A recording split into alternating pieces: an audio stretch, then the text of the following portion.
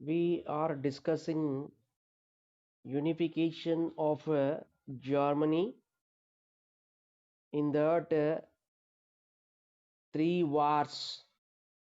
One is war with Denmark. Second is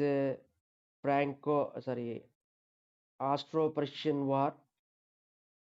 Third is Franco-Prussian War.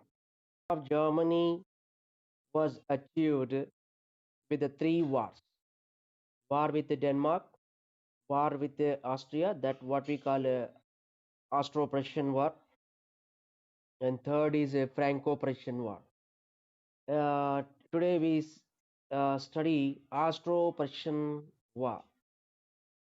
Here, Austria was given Holstein when Prussia waged war on Denmark, where Schleswig and Holstein were with Denmark. So Bismarck wanted that Schleswig and Holstein to Germany. He wanted to add those two territories to the Germany.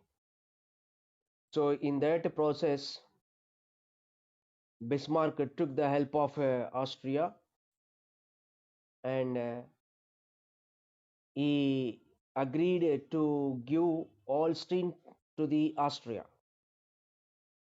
So in that war, with the support of Austria, Prussia succeeded dividing the Denmark. It got Schleswig and Holstein. Holstein was given to the Austria. Schleswig was taken by the Prussia instead. So here, then after, Bismarck wanted war with Austria. So he provoked the citizens in Holstein towards merging their territory into the Prussia. They wanted, Bismarck wanted that Holstein should merge with Prussia. So here Bismarck of Prussia created the provocations in Holstein, and where Austria considered it is the violation of the agreement which took place earlier between Austria and Prussia. So here Bismarck made an agreement with Austria after getting success in war with Denmark, that what we call Gastein Agreement. Gastein Agreement.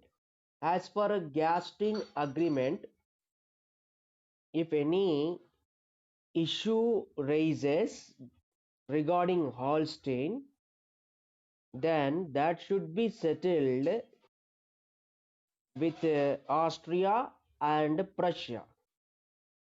That is the agreement. According to the Gastein Agreement, if there is any dispute or any issue between Austria and Prussia, they should settle bilaterally, and they should not invite the third party. So what happened here, when Bismarck provoked people of Holstein that they wanted with Germany, they wanted to join with Prussia. Okay, so Austria considered it's a violation of agreement. But what happened here, instead of settling the dispute bilaterally, Austria regarded, that means claimed Prussia as an aggressor. What is meant by aggressor? A nation which attacks on other nation to occupy some territories. So Austria claimed Prussia as what aggressor, and requested for a federal diet to send what to call the troops. Austria wanted army support from federal diet against the what Prussia. Bismarck declared war on Austria. Bismarck was the chancellor of Prussia. He declared war on Prussia, saying that Austria has gone for breaching the trust. The dispute should be settled between Austria and Prussia. But Austria taken the support of a federal diet. It complained to federal diet that Prussia was an aggressor. So this led to a war between Austria and Prussia, that is on 3rd July. When it is? On 3rd July 1866. Understand? 3rd July 1866. Understand? That was the what to call war between Prussia and Austria. It was called Austro-Prussian War. In this war, Austria was defeated in the hands of Prussia, right? Because France was not ready to support, because Napoleon of France was friendly with Bismarck. Bismarck made an agreement with Napoleon, right? And Italians also, they did not support Austria, because some of the territories of Italians, that is Italy, were with Austria, that is Lombardy, Venetia. These two will discuss in the unification of Italy, Venetia and Lombardy. Okay, Venetia and Lombardy. These were with Austria. Actually, these are the territories of Italy. Understand? So Bismarck of Prussia said for Italians that if Prussia gets a success, if Prussia gets a success, that means if Prussia defeats Austria, then Venetia will be given to Italians. So Italians anyway, without waging war on Austria, they are going to get their territory, right? So here in this war, Austria was defeated. Okay, that was the war we call Austro-Prussian War. Austria was set back near about 1,50,000 Austrian troops were sent to protect Venetia against Italians, but it failed. The army was divided. What army? Austrian army was divided. One part of Austrian army moving against Prussia, another part of Austrian army going to protect, that means to defend Venetia, which was under their control, and that Italians trying to get. So as Austrian army was defeated, it became weak at Sadova. This is a territory, it is a place, that is what you call Sadova. At this place, Austria was defeated. Okay, then the Prussian armies, they entered into the Vienna, which is the capital city of what? Capital city of Austria. Understand? That was a success of Prussia. Understand? So Prussian army marched into the Vienna. Then the places which were with Austria, that is what to call Holstein, Hanover, Hesse Castle, and some part of Hesse Darmstadt, city of Frankfurt. All these were occupied by Prussia. Understand? What are the places? Schleswig. Already Prussia got Schleswig in war with Denmark. With Austro-Prussian War, Alstein, Hanover, Hesse Castle, Hesse Darmstadt, and city of Frankfurt. All these were added to the Prussia. With these territories annexed to the Prussia, North German Confederation was formed. What was formed? North German Confederation was created. It means that north part of Germany. That means unification of a north part of Germany completed. Then what left? Southern part of Germany left. Understand?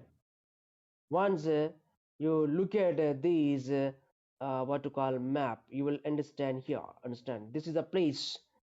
Today we look Germany. Understand? But what are the places, kingdoms earlier to the unification of Germany? Right? Look at here. Schleswig, Holstein. These were with Denmark.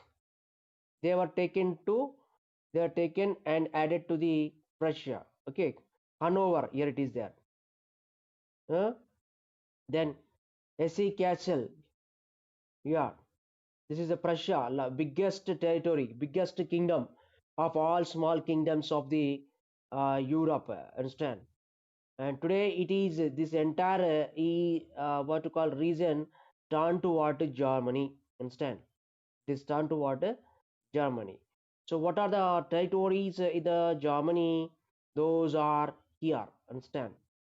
See what that Brunswick, Hansover, then Brandenburg,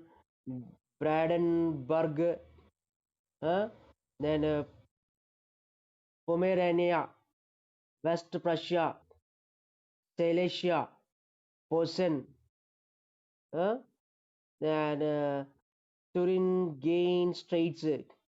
All these were the what you call territories belonging to the Germany divided into the small kingdoms. Now all these were added to the Germany to create a unified Germany with the efforts of Bismarck in 3 wars. Understand?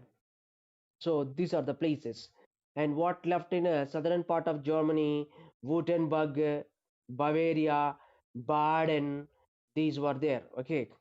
So here, north part of what you call Germany created.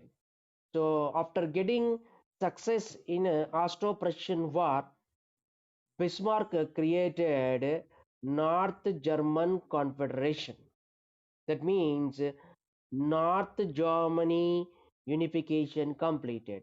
Southern part of Germany left. That means what are the territories left in the unification of Germany, in the process of unification of Germany? Bavaria. Understand? Bavaria, Baden, Württemberg, Hesse-Darmstadt. These were independent. Understand? And these states were afraid of Napoleon III. Understand? Because Napoleon III, who was the ruler of France, was allowed to expand the supremacy of the France towards Rhine River by the Bismarck only.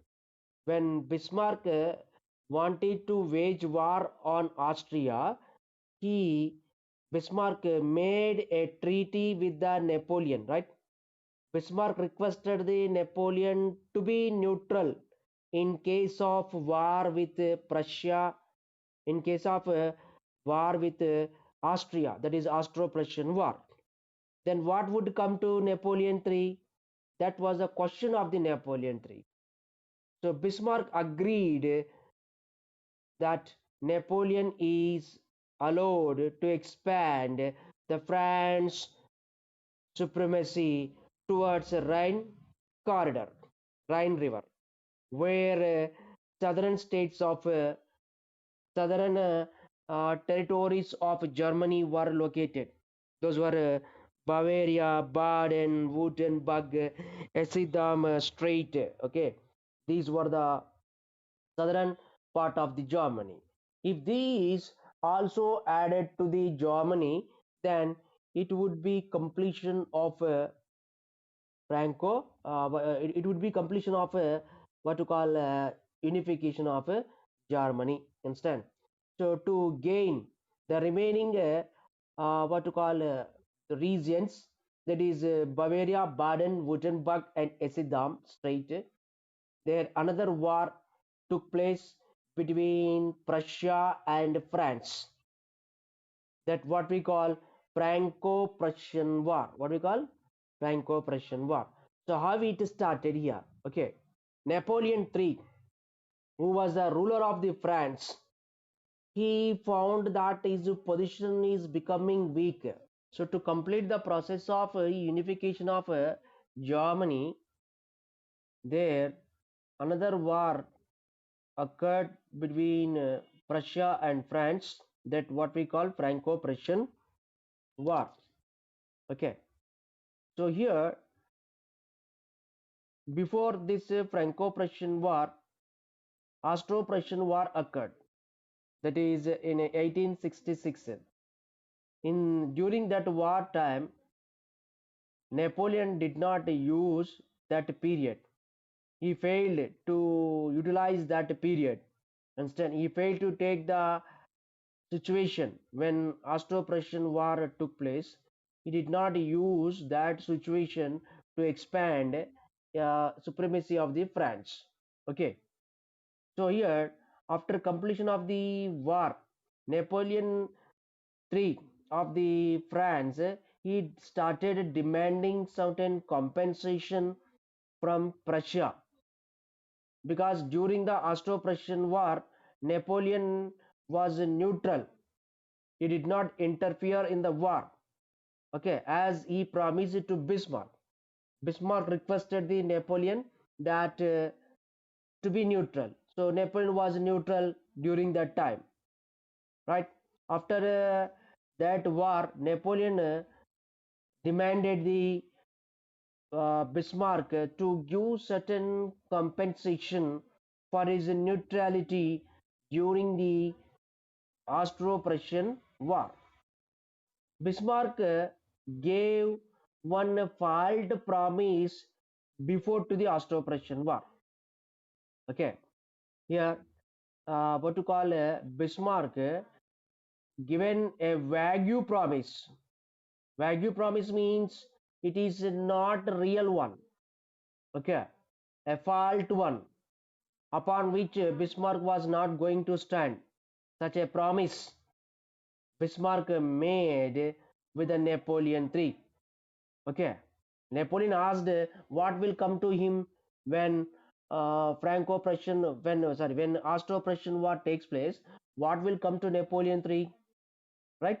So Napoleon III was allowed to expand the France supremacy towards Rhine corridor. That was a failed promise given by the what? Bismarck. Understand? So Bismarck started again waging war on France because he want war with France. Understand?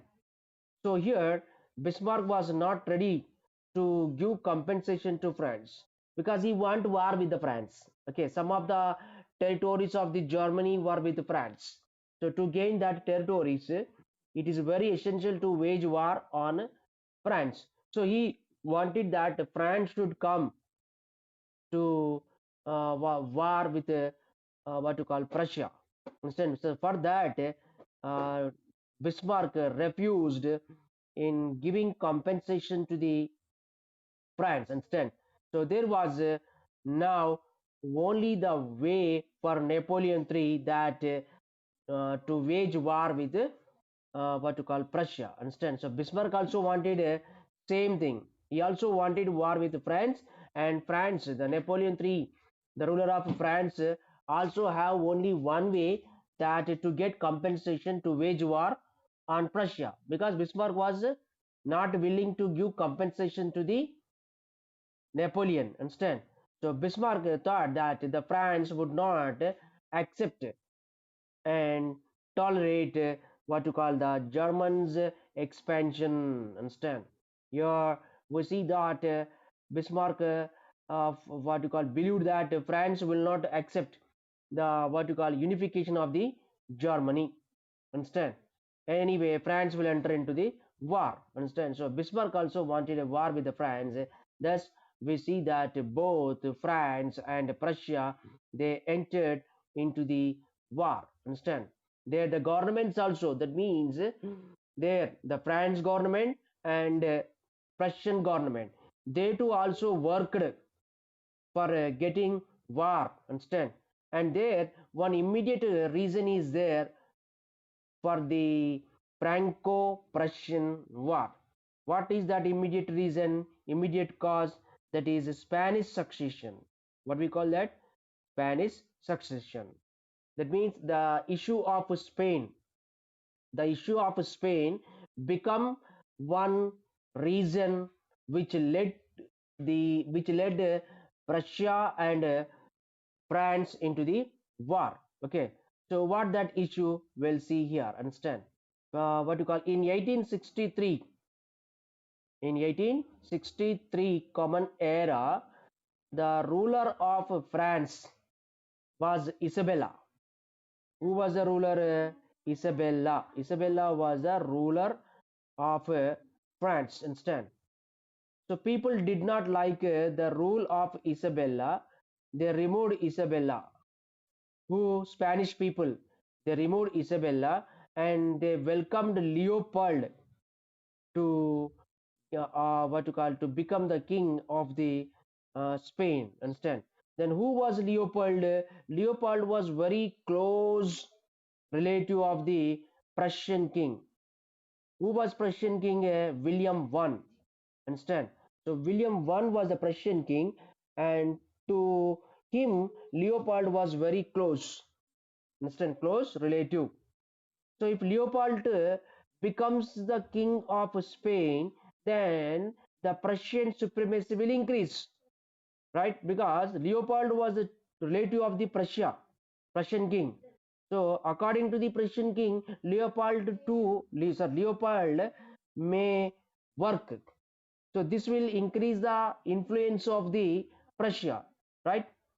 So France did not like that Leopold becoming the successor of the Spain, as the Spanish people welcomed Leopold II to become the king of Spain. That was objected by the French. That means France raised a question that there should not be Leopold as a ruler of the France. Okay, so in this issue we see that Leopold declined that offer. Okay, Leopold also what rejected the what offer, that he will not become the ruler of Spain. Okay, but Napoleon was not happy as Leopold declined the offer to become the ruler of the Spain. With that, Napoleon III was not happy. He wanted a promise from the Prussian king that Prussian king would not interfere in the matter of Spain. Such a promise he wanted. Who? Napoleon III wanted from the what? Prussian king. Understand? So Prussian king rejected the wish of the Napoleon III. Why should Prussian king should promise to the Napoleon III? Right? So he rejected the promise, the demand of the Napoleon III, that by sending a telegram from the city of Ames. It is Ames is a city in what to call Germany. From that place, a telegram was sent by Prussian king to the Napoleon III. Understand? from city of Ames to Bismarck. Persian king sent a telegram, a message from city of Ames to Bismarck. Bismarck was in Berlin, the capital city of Germany. So a telegram was sent from city of Ames to Berlin, and that content, whatever the message was there in that telegram, that was completely changed by the Bismarck. Okay, what was the content here in that telegram? That telegram contained a message which created hatred between the people of Prussia and France, that they were hating each other. Understand? When people hating each other, that means Prussian people hating the France and the France people hating the what Prussia. This led to what war between Prussia and France. Okay, finally, Franco-Prussian War started between France and Prussia. Understand? And this war completed for 6 months. In that, Prussian force defeated the what Napoleon III of the France. Understand? There, France III was terribly lost several battles. Finally, surrendered to what Prussia with 1 lakh soldiers. Understand? So the victorious Prussians, after completion of the war, the victorious Prussians, that means Prussians got success in the Franco-Prussian War, so they moved into the capital city of French, that is Paris. Okay, there they declared that unification of Germany completed by what to call annexing the remaining part of the what territories, what we discussed earlier, that is Essedam, Württemberg, Baden, Bavaria. uh, then all these were which were southern part of Germany, those were also added to the what Prussia, and Prussia turned to United Germany. William I, who was the king of Prussia, was declared as the emperor of United Germany.